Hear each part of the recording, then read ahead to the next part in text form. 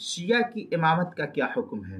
چنانچہ شیعہ اثنا عشریہ کی امامت میں نماز درست نہیں ہے، کیونکہ اس فرقے کے عقائد کفریہ ہے۔ مثلا حضرات شیخین رضی اللہ عنہما، حضرت ابو بکر صدیق رضی اللہ تعالیٰ عنہ اور حضرت عمر فاروق رضی اللہ تعالیٰ عنہ کو یہ حضرات کافر کہتے ہیں، نعوذ باللہ من ذالک۔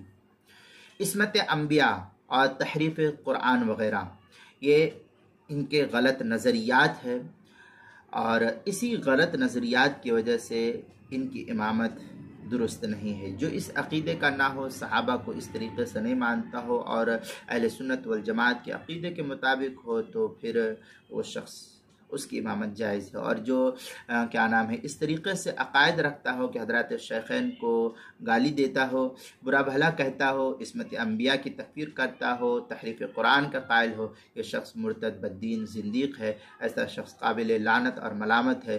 جو شخص ایسے عقیدہ رکھتے ہوئے امامت کرتا ہے، اس کو امامت سے معزول کرنا واجب ہے۔ حلبی صغیری کے اندر ہے فَإِنَّ أَدَاءَ إِلَى الْكُفْرِ فَلَا يَجُوزُ أَصْلًا إِلَّا الْاِقْتِدَاءُ بِهِ كَغُلَاةِ الرَّوَافِضِ۔ یہ صغیری کی عبارت صفحہ 264 ہے۔ آگے شامیہ میں ہے أَوِ الْكَافِرِ بِسَبِّ الشَّيْخَيْنِ أَوْ بِسَبِّ أَحَدِهِمَا فِي الْبَحْرِ عَنِ الْجَوْهَرِ۔ اس طریقے